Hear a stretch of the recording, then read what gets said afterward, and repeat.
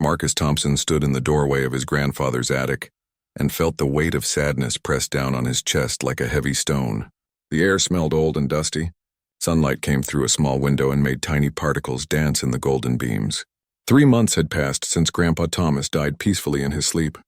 3 months since the funeral where everyone talked about what a quiet and humble man he was. 3 months of avoiding this moment. The old house felt empty without his grandfather's presence. Marcus remembered how Grandpa Thomas would sit in his favorite armchair every evening, reading the newspaper and drinking his black coffee from the same chipped mug he had used for decades. He was a man of few words who preferred listening to talking. When people asked him about his younger days, he would just smile and change the subject.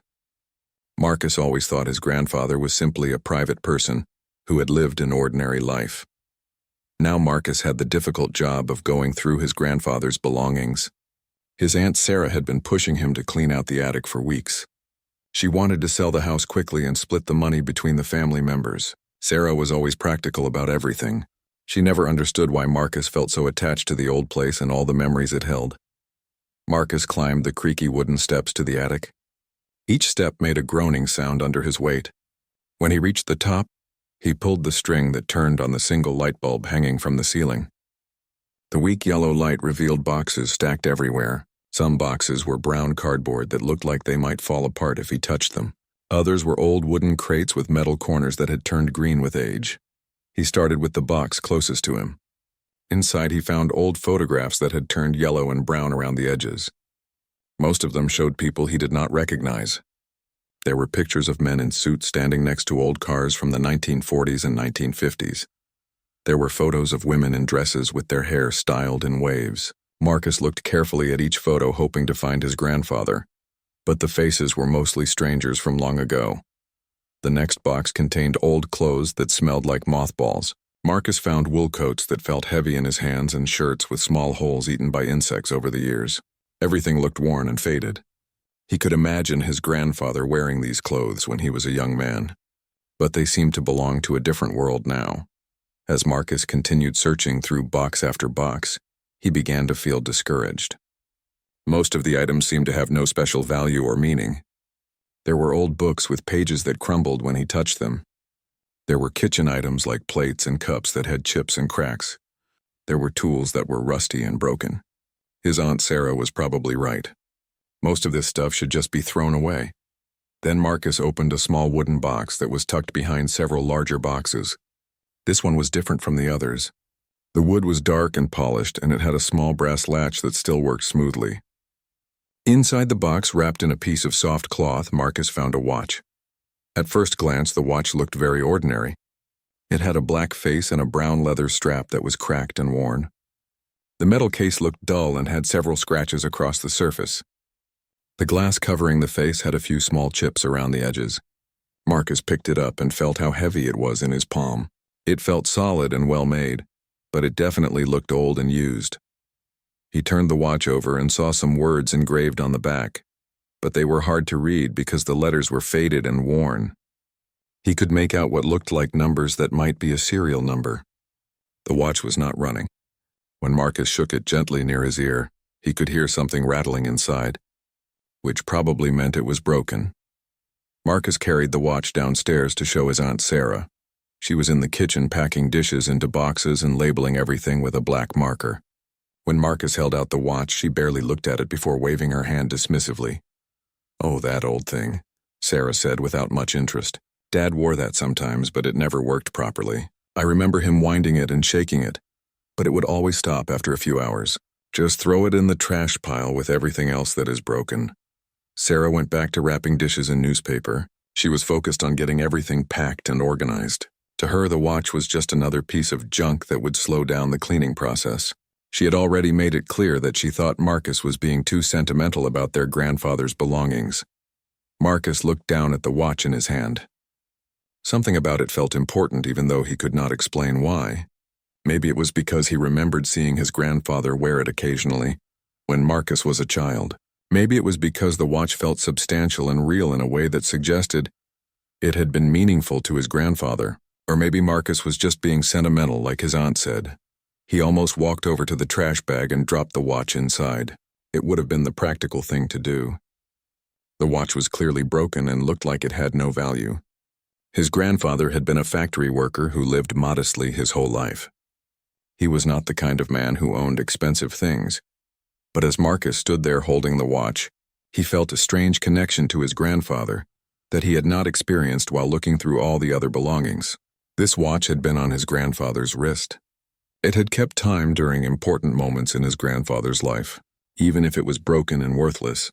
It represented a physical connection to the man who had helped raise Marcus after his parents died in a car accident when Marcus was 12 years old. Instead of throwing the watch away, Marcus slipped it into his jacket pocket. He told himself he would decide what to do with it later.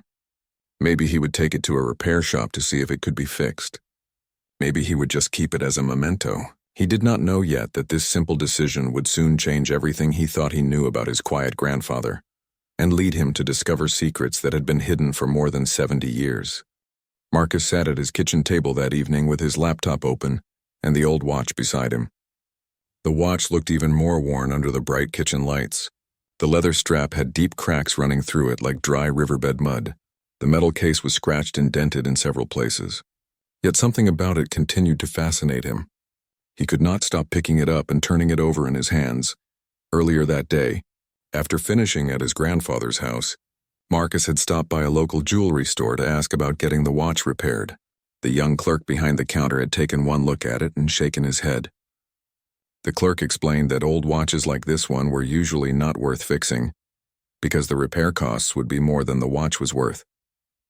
He suggested that Marcus buy a new watch instead, but Marcus was not ready to give up yet. He opened his laptop and typed "old black watch repair" into the search engine. Hundreds of results appeared on his screen.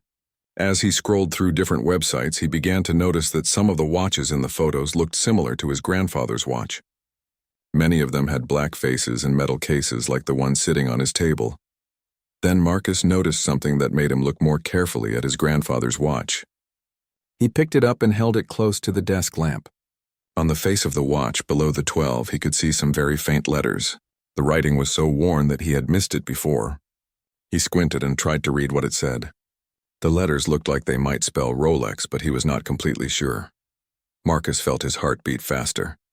Everyone knew that Rolex was an expensive watch company. Their watches cost thousands of dollars, but that seemed impossible. His grandfather had worked in a factory his whole life. He drove old cars and shopped at discount stores. He was not the kind of person who could afford a luxury watch. Marcus typed "old Rolex watch" into his computer. Immediately his screen filled with pictures of shiny, expensive-looking watches. Most of them looked nothing like his grandfather's watch. The Rolex watches in the photos were polished and perfect. They had bright metal and clear glass. Some of them had price tags showing numbers that made Marcus whistle in surprise. $10,000. $20,000. Even $50,000 for some of the rarest models. He scrolled through page after page of Rolex watches, but none of them looked like the beaten-up watch on his table. Marcus began to feel foolish. Maybe his eyes were playing tricks on him. Maybe those faded letters on the watch face did not really say Rolex at all. Maybe he was just hoping to find something valuable among his grandfather's belongings. Then Marcus found a website about vintage Rolex watches. The site explained that Rolex had been making watches for more than a century, and that their older models looked very different from modern ones. The website showed pictures of Rolex watches from the 1940s, 1950s, and 1960s. These watches looked much simpler than the fancy modern ones. Some of them even looked worn and old like his grandfather's watch. Marcus clicked on a link that said Rolex, Submariner history. A new page loaded with information about a specific type of Rolex watch called the Submariner. The website explained that the Submariner was designed for underwater use and was first made in the 1950s. The early Submariner watches had black faces and were built to be tough and reliable, rather than flashy and decorative. As Marcus read more about Submariner watches, he found pictures that made him catch his breath. Some of the vintage Submariner models looked remarkably similar to his grandfather's watch. They had the same black face, the same simple design, and the same general shape. The website explained that many of these old Submariner watches looked very different from modern Rolex watches. Because they were made for professional use rather than as luxury accessories, Marcus picked up his grandfather's watch again and looked more carefully at the face. Now that he knew what to look for, he could make out more details. Below the word that might be Rolex, he could see another word that looked like it might say Submariner. The letters were extremely faded and hard to read, but they seemed to be there. He turned the watch over and examined the back more carefully. The engraved numbers and letters were worn smooth in many places, but he could make out what looked like a serial number. There were also some other markings that he could not read clearly. Marcus wrote down all the numbers and letters he could see, even if he was not sure about some of them. Marcus spent the next 3 hours reading everything he could find about vintage Rolex Submariner watches.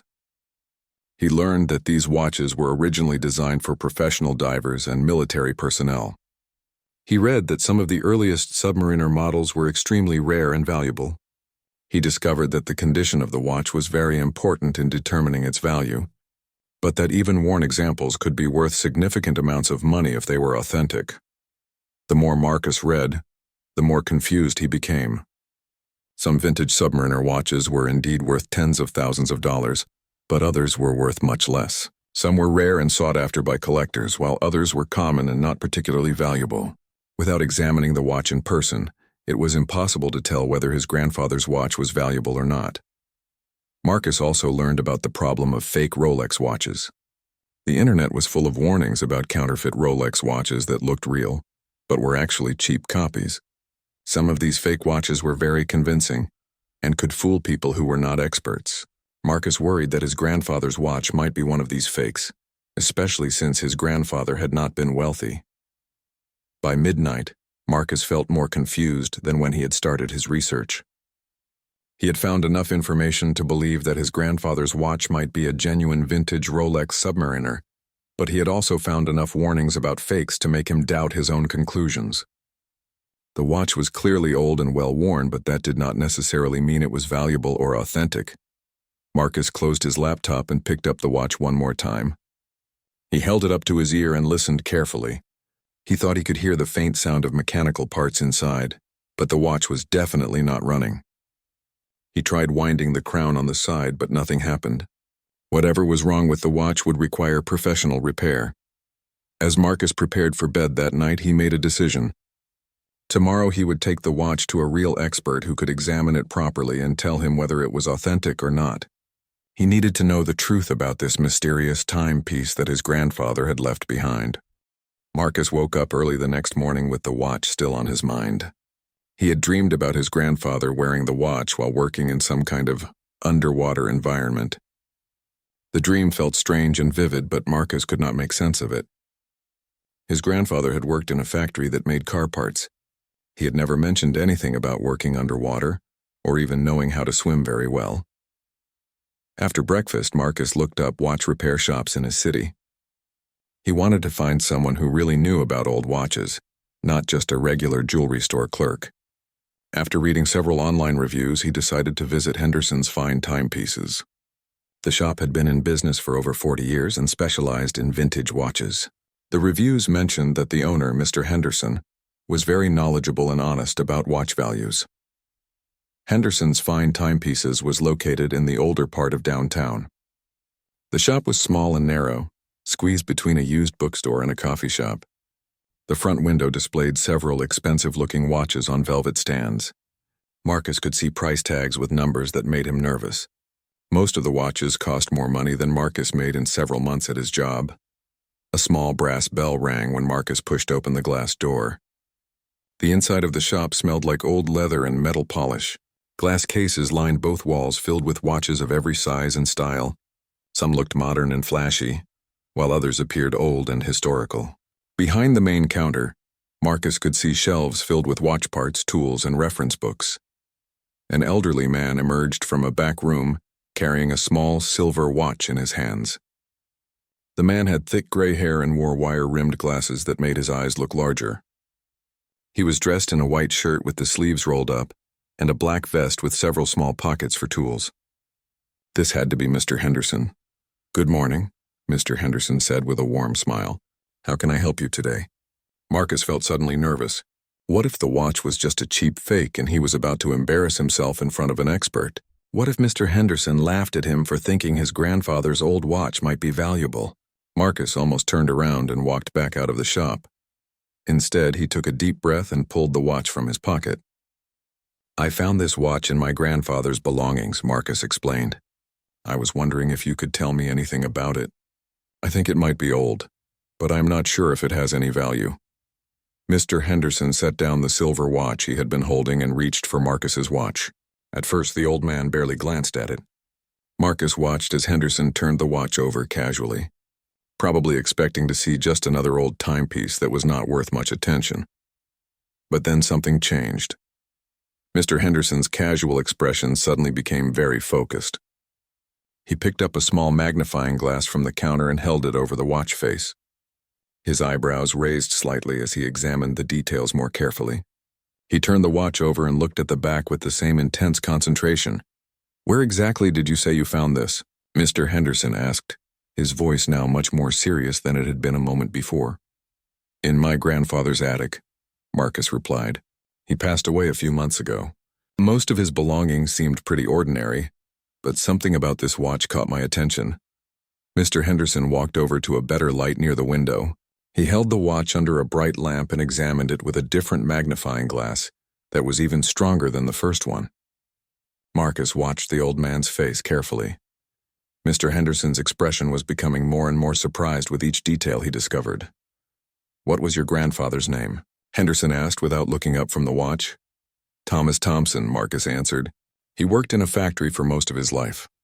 He was a very quiet man who did not talk much about his past."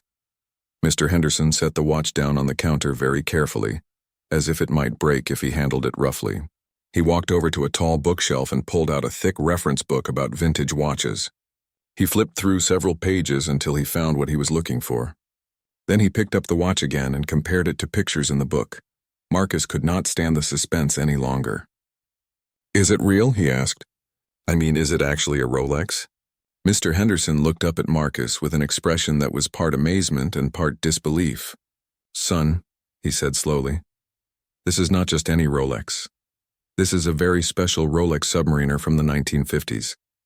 Based on the serial number and the specific details I can see, this appears to be what we call a military issue Submariner." Marcus felt his knees go weak. "Military issue? What does that mean?" Henderson opened the reference book and showed Marcus a page with several photographs of similar watches. During the 1950s and early 1960s, Rolex made a small number of Submariner watches specifically for military personnel. These watches were given to members of special units who needed reliable timepieces for underwater operations.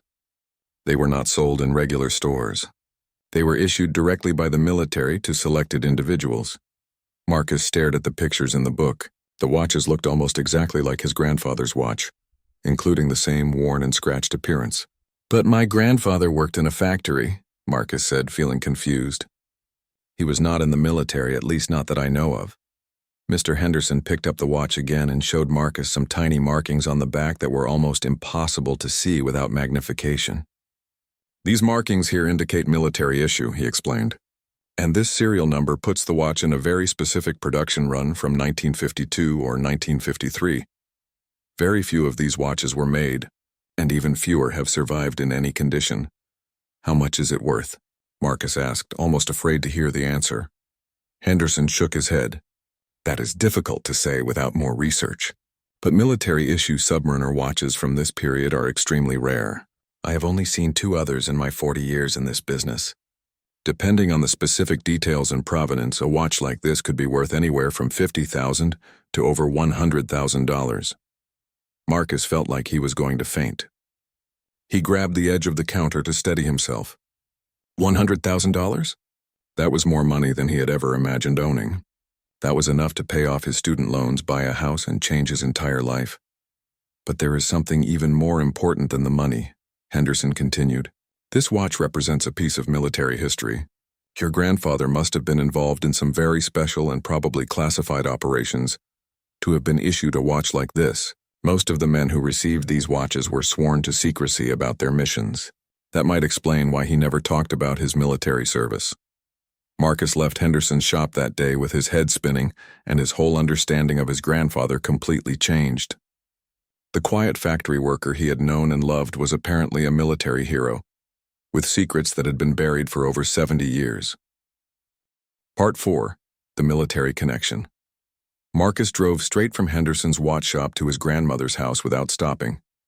His hands were shaking so badly that he had trouble steering the car properly. Everything he thought he knew about his grandfather was crumbling like old paper.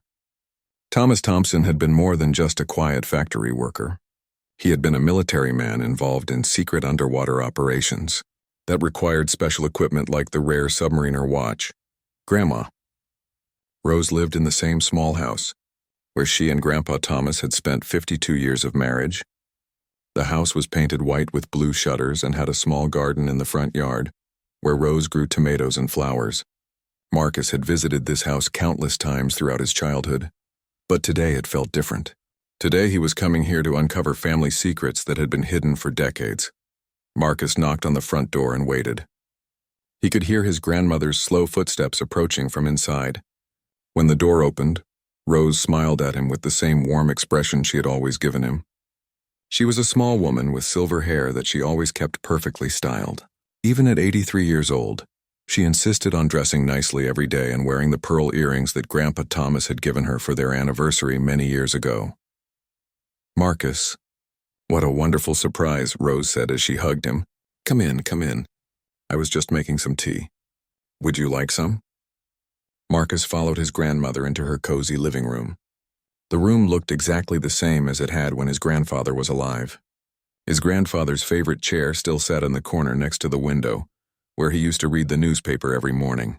The coffee table still held the same old magazines and the small dish where Grandpa Thomas used to put his spare change. Rose went to the kitchen to prepare tea while Marcus sat on the familiar sofa. He pulled the watch from his pocket and looked at it again. In the soft afternoon light coming through Rose's lace curtains, the watch looked even more mysterious than before. How had his grandfather come to own such a rare and valuable piece of military equipment? What kind of dangerous missions had he been involved in? When Rose returned with 2 cups of tea and a plate of homemade cookies, Marcus decided to ask her directly. He had always been able to talk to his grandmother about anything. If anyone knew the truth about his grandfather's past, it would be Rose. "Grandma," Marcus began carefully, "I found something interesting when I was cleaning out Grandpa's attic yesterday." He held out the watch for her to see. The moment Rose saw the watch, her face changed completely. All the color drained from her cheeks and her hand flew to her chest as if she was having trouble breathing. She set down her teacup with trembling fingers and stared at the watch as if she was seeing a ghost. "Oh my goodness," Rose whispered. "Where did you find that?" "It was in a small wooden box hidden behind some other boxes in the attic," Marcus explained. "Grandma, a watch expert told me this is a very rare military watch that was only given to Special Forces personnel. He said it could be worth a lot of money, but more importantly, he said Grandpa must have been involved in classified underwater operations." Rose was quiet for a long moment.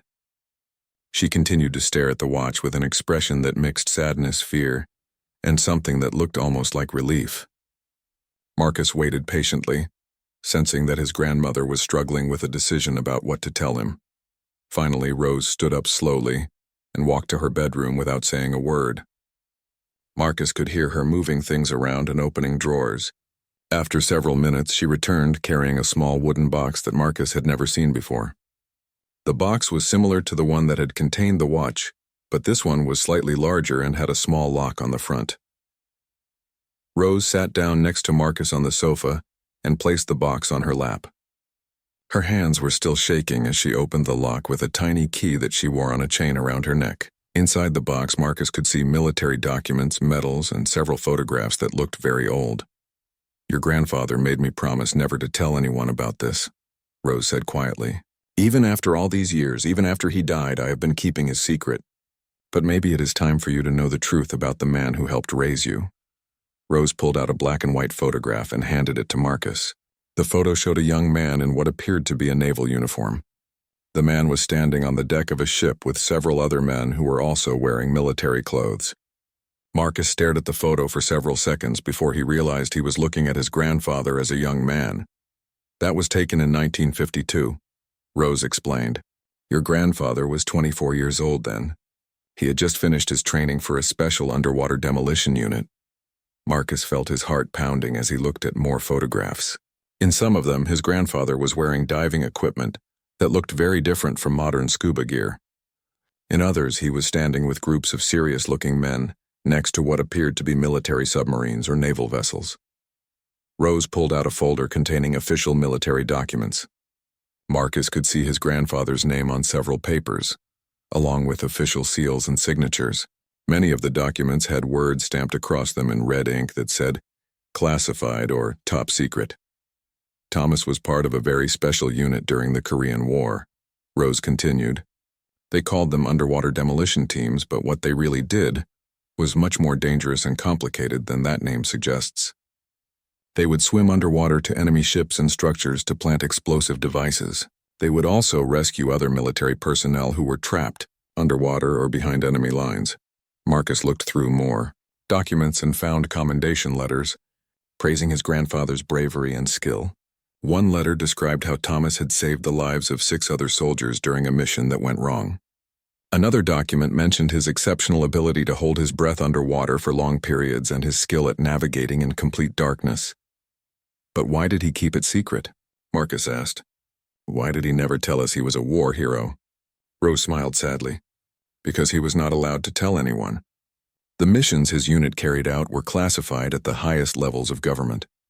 Even decades later, Thomas was still bound by his oath of secrecy. He never talked about the war because he had promised his country that he would never reveal what he had done or seen. Rose showed Marcus a medal that had been wrapped carefully in tissue paper. He received this for saving the life of a general who had been trapped underwater when his transport vessel was attacked. Thomas risked his own life to swim down and rescue the man. The general wanted to recommend Thomas for the Medal of Honor, but the mission was so secret that they could not make the recommendation public. Marcus held the medal in his hands and felt tears building in his eyes. His quiet, humble grandfather had been a genuine war hero who had saved lives and served his country with incredible courage. The valuable watch was not just a timepiece. It was a symbol of his grandfather's service and sacrifice. The watch was given to him after that rescue mission, Rose explained. Only the most trusted and capable men in his unit received those special Rolex watches. They needed timepieces that would work perfectly underwater and could survive the harsh conditions of their missions. Thomas wore that watch on every dangerous operation he carried out.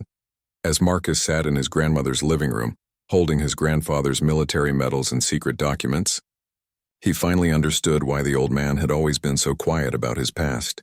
Thomas Thompson had not been hiding because he was ashamed of his ordinary life. He had been keeping quiet because he had lived an extraordinary life that he was sworn to keep secret forever.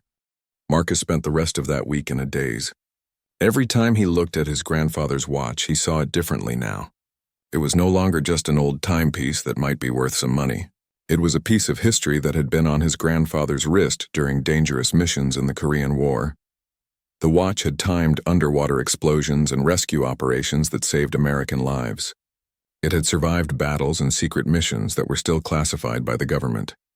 Marcus kept the watch in the small wooden box his grandmother had given him, along with some of the military documents and photographs. He placed the box on his kitchen table where he could see it every morning when he ate breakfast. Sometimes he would take the watch out and hold it, trying to imagine his young grandfather wearing it while swimming in dark, cold water toward enemy targets. On Friday morning, Marcus received a phone call that changed everything once again. The caller introduced himself as Dr. James Mitchell from the National Naval Museum in Washington, D.C. Dr. Mitchell explained that Mr. Henderson from the watch shop had contacted him about Marcus's rare military Submariner. Mr. Thompson, Dr. Mitchell said in a professional but excited voice, I understand that you have discovered a 1950s military-issue Rolex Submariner that belonged to your grandfather. If this is authentic, it would be an extremely important addition to our Korean War exhibit. We have been searching for examples of these specific military watches for several years. Marcus felt nervous talking to such an important person from a famous museum. Yes, sir, he replied. My grandfather served in an underwater demolition unit during the Korean War. I have some of his military documents that prove his service. That is wonderful, Dr. Mitchell continued. These military Submariner watches are incredibly rare. Most of them were lost, destroyed, or have disappeared over the decades. We believe that fewer than 50 of them still exist anywhere in the world. Would you be willing to bring the watch to Washington so our experts can examine it and verify its authenticity? Marcus agreed to make the trip to Washington the following week. Dr. Mitchell explained that the museum had military historians who specialized in Korean War equipment and could help Marcus learn more about his grandfather's specific unit and missions. The museum also had connections with other veterans from that time period who might remember serving with Thomas Thompson. After hanging up the phone, Marcus immediately called his grandmother to tell her about the museum's interest. Rose was both excited and nervous about the attention the watch was receiving. She had kept her husband's secrets for so long that the idea of sharing his story with the world felt strange and frightening. "Do you think Thomas would want people to know about his service?" Rose asked. "He was always so careful about keeping everything private." Marcus thought about this question for a long time. "I think the war is over now, Grandma. The missions he went on happened over 70 years ago. Maybe it is time for people to know what he did for his country. Maybe other veterans' families would like to learn about the brave things their grandfathers did too." The weekend passed slowly as Marcus prepared for his trip to Washington. He carefully packed the watch, the military documents, and several of the old photographs in a secure bag. He also brought the original wooden box that had contained the watch, thinking that might be important for the museum experts to examine. On Monday morning, Marcus took the train to Washington, D.C. He had never been to the nation's capital before, and he felt overwhelmed by the size and importance of all the government buildings. The National Naval Museum was located near the waterfront in a large modern building that looked like it could house several football fields. Dr. Mitchell met Marcus at the museum entrance. He was a tall man in his 50s with gray hair and wire-rimmed glasses. He wore a navy blue suit and walked with the confident stride of someone who had spent his career around military history. Dr. Mitchell led Marcus through several halls filled with displays of ships, submarines, and naval equipment from different time periods. "Your grandfather's unit was part of what we now call Special Operations Forces," Dr. Mitchell explained as they walked. "During the Korean War, these underwater demolition teams carried out some of the most dangerous and important missions of the entire conflict. Many of their operations remained classified for decades, because the techniques they developed were still being used by modern military forces. They arrived at a special examination room where several other museum experts were waiting. Dr. Patricia Williams was the chief curator of the Korean War collection. She was a woman in her 40s with short brown hair who had written several books about military history. There was also Mr. Robert Chen, a specialist in military timepieces who had studied vintage military watches for over 20 years. Marcus carefully removed the watch from its box and placed it on a white cloth on the examination table. The museum experts gathered around the watch with magnifying glasses, special lights, and reference books. They examined every detail of the watch with the same careful attention that Mr. Henderson had shown, but with even more sophisticated equipment. Dr. Williams compared the serial number to a list of known military-issue Submariner watches. Mr. Chen examined the internal mechanism through the back of the watch case. Dr. Mitchell photographed every marking and engraving with a high-resolution camera that could capture details invisible to the naked eye. After 2 hours of examination, the expert stepped back from the table with expressions of amazement and satisfaction. Dr. Williams was the first to speak. "Mr. Thompson," she said with a huge smile, "this is definitely an authentic 1952 military-issue Rolex Submariner. Based on the serial number and the specific modifications we can see, this watch was part of a batch of exactly 47 watches that were specially prepared for underwater demolition teams operating in the Korean theater." Mr. Chen added more technical details. "The watch has been modified with additional waterproofing and a special luminous coating on the hands and numbers that was only used for military applications. These modifications were done by Rolex specifically for the U.S. Navy's most elite underwater units." Dr. Mitchell showed Marcus a thick folder filled with historical documents about underwater demolition teams during the Korean. "First, we have been researching these units for years, but we have had very little physical evidence of their equipment and operations. Your grandfather's watch is like finding a missing piece of a very important puzzle." The museum experts explained that they wanted to feature the watch in a special exhibit about Korean War special operations. The exhibit would tell the story of the brave men who carried out dangerous underwater missions, often behind enemy lines. Marcus's grandfather's watch would be the centerpiece of the display, representing all the unknown heroes who had served in these secret units.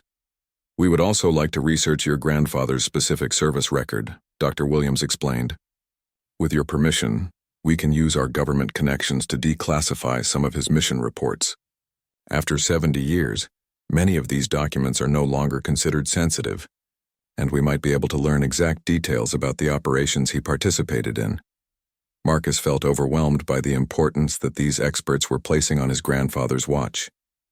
What had started as curiosity about an old timepiece had become a journey into military history that was bigger than he had ever imagined. 3 weeks after visiting the National Naval Museum, Marcus received an invitation that made his hands shake as he read it. The museum was hosting a special ceremony to honor Korean War veterans, and they wanted Marcus to attend as their guest. The invitation explained that his grandfather's watch would be displayed for the first time as part of a new exhibit about underwater demolition teams. Several veterans from that era would be present, and some of them might have known his grandfather personally. Marcus had never been to a military ceremony before. He spent hours deciding what to wear, finally settling on his best dark suit and a tie that had belonged to his grandfather. As he got dressed that morning, Marcus looked at himself in the mirror and tried to imagine what his grandfather would think about all the attention his secret military service was finally receiving. The ceremony was held in the museum's main hall, a large room with high ceilings and walls covered with paintings of famous naval battles. American flags stood at attention around the room, and rows of chairs had been set up facing a small stage. Marcus arrived early and found his seat in the front row, right next to the display case that now held his grandfather's watch. Seeing the watch in the professional museum display was a strange experience. The watch sat on a bed of dark blue velvet under bright lights that made every scratch and worn spot visible. A small brass plaque next to the watch read, "Military issue Rolex Submariner circa 1952, worn by Petty Officer Thomas Thompson during classified underwater operations in the Korean War." Marcus felt proud and sad at the same time, knowing that his grandfather would never see how his service was being honored. As the ceremony began, Marcus watched elderly veterans slowly fill the seats around him. Most of them walked with canes or used wheelchairs.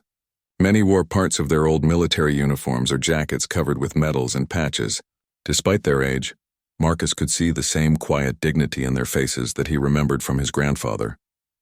These were men who had served their country with honor and had carried their own secrets for decades. Dr. Williams began the ceremony by talking about the importance of remembering the Korean War and the brave men who had served in special operations units. She explained how difficult it had been to research these units because so much information had remained classified for so many years. She thanked the families who had come forward with artifacts and stories that helped preserve this important history. "Today we have a very special display," Dr. Williams announced. This rare military timepiece belonged to Petty Officer Thomas Thompson, who served with distinction in an underwater demolition unit. His grandson Marcus is here with us today, and through his family's generosity, we can now share this piece of history with the world. Marcus felt his face get warm as people turned to look at him and applaud. He nodded politely, but felt uncomfortable being the center of attention. This day should be about honoring his grandfather and the other veterans, not about him. After Dr. Williams finished her speech, several other museum officials spoke about different aspects of the Korean War. Marcus listened politely but found his attention wandering to the elderly veterans in the audience. He wondered how many of them had their own secret stories that their families knew nothing about. Then something unexpected happened. During a break in the speeches, Marcus noticed an elderly man in a wheelchair being pushed toward the display case. The man was wearing a dark blue jacket with several military decorations pinned to the chest. He appeared to be in his early 90s and moved slowly, but his eyes were sharp and alert. The elderly veteran stopped directly in front of the display case and stared at Marcus's grandfather's watch. Marcus watched as the old man's expression changed from casual interest to something much more intense. The veteran leaned forward in his wheelchair and pointed at the watch with a trembling finger. "I know this watch," the elderly man said in a voice that was quiet but filled with emotion. "I know the man who wore it." Marcus jumped up from his chair and walked over to the veteran, "Sir, that watch belonged to my grandfather, Thomas Thompson. Did you know him?" The elderly man looked up at Marcus with tears beginning to form in his eyes. "Know him? Son, your grandfather saved my life." Marcus felt like the air had been knocked out of his lungs. He knelt down next to the wheelchair so he could be at the same eye level as the veteran. "What do you mean? How did he save your life?" The elderly man extended a shaky hand toward Marcus. "My name is General Robert Hayes, retired. I was a young lieutenant back then, just 22 years old. Your grandfather and I served together in the same underwater demolition unit during some of the most dangerous missions of the Korean War." General Hayes paused to wipe his eyes with a handkerchief before continuing. "In November of 1952, our unit was sent on a mission to destroy a bridge that the enemy was using to move supplies. The mission went wrong from the start. Our boat was attacked before we could reach the target, and several of us ended up in the water." Marcus listened in complete silence as General Hayes described that terrible night over 70 years ago. The water had been freezing cold and the current was much stronger than they had expected. Several men from their unit had been separated in the darkness and confusion of the attack. "I got caught under some debris from our damaged boat," General Hayes continued. "My breathing equipment was damaged and I was running out of air. I thought I was going to die down there in that black water so far from home." The general's voice became stronger as he remembered the rescue. "Then I saw a light moving toward me through the water. It was your grandfather. He had risked his own life to swim back and look for missing team members. When he found me trapped under that debris, he used his own air supply to keep me breathing while he worked to free me." Marcus felt tears running down his own face as he listened to this story that his grandfather had never told anyone. "Thomas Thompson spent almost 10 minutes underwater getting me free," General Hayes said. "He nearly drowned himself saving my life.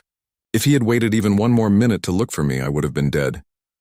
General Hayes reached into his jacket pocket and pulled out an old photograph. The picture showed a group of young men in military uniforms standing together on what appeared to be the deck of a ship. He pointed to two of the faces in the photograph. "That is me," he said, indicating a young man with a serious expression. "And that is your grandfather right next to me. This picture was taken just 2 days after he saved my life. I kept it all these years because I never wanted to forget the man who gave me the chance to live, to have a family, to see my children and grandchildren grow up." Marcus stared at the photograph and saw his grandfather as he had never seen him before. The young Thomas Thompson in the picture looked strong and confident, ready to face any danger that came his way. This was not the quiet factory worker that Marcus had known. This was a warrior who had risked everything to save his fellow soldiers. "Your grandfather never talked about what he did that night," General Hayes said quietly. "He never sought recognition or praise for his actions, but I have spent the last 70 years grateful to be alive because of his courage. When I saw that watch, I knew immediately that it had belonged to Thomas Thompson. He was wearing it that night when he saved my life."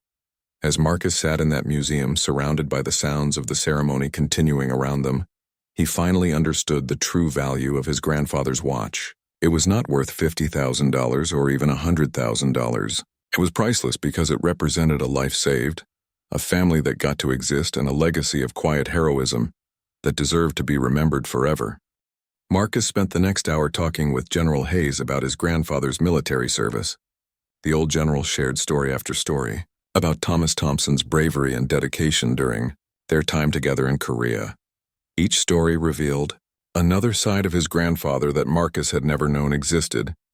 The quiet man who had raised him after his parents died had once been a fearless underwater warrior who regularly risked his life for his fellow soldiers. As the museum ceremony continued around them, other veterans began to gather near the display case containing the watch. Word had spread through the crowd that General Hayes had recognized the timepiece and had known its original owner personally. Several elderly men approached with their own memories of underwater demolition teams and the dangerous missions they had carried out during the Korean War. One veteran named Frank Martinez remembered hearing about the bridge mission where Thomas Thompson had saved General Hayes. Another veteran called Jim Sullivan had served in a different underwater unit but had worked with Thomas on several joint operations. Each man had his own story about Marcus's grandfather's courage and skill. "Your grandfather was legendary among the underwater teams," Jim Sullivan told Marcus. "We all knew about Thomas Thompson. He could hold his breath longer than anyone else, and he never panicked no matter how dangerous the situation became." The officers always chose him for the most difficult and important missions. Marcus felt overwhelmed by all these revelations about his grandfather's military service. For 28 years, he had known Thomas Thompson as a gentleman who worked in a factory, watched baseball games on television, and helped with homework.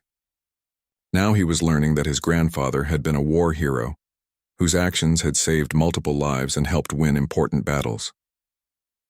As the ceremony ended and people began to leave, Dr. Williams approached Marcus with a serious expression.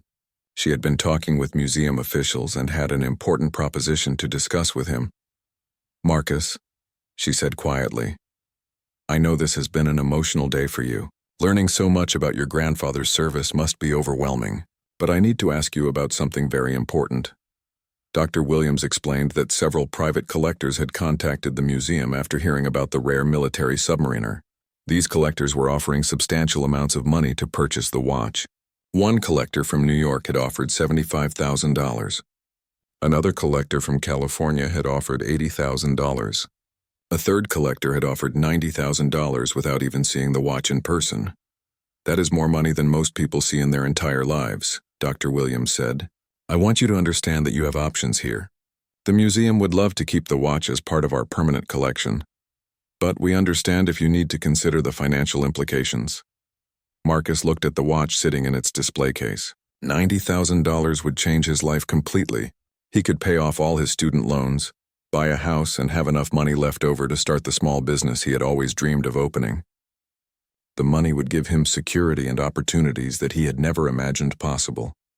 But as Marcus stared at the watch, he kept thinking about General Hayes and the other veterans he had met that day. He thought about his grandfather's willingness to risk his own life to save a drowning comrade. He thought about all the secret missions and dangerous operations that his grandfather had never talked about because he was sworn to keep them classified.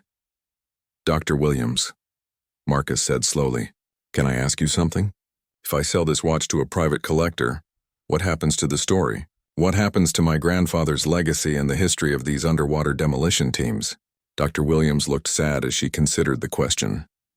"If the watch goes to a private collector, it will probably disappear into someone's personal collection. The public will never see it again. The story of your grandfather's service and the history of these special units will be much harder to preserve and share with future generations." Marcus spent the next 3 days thinking about the decision he had to make.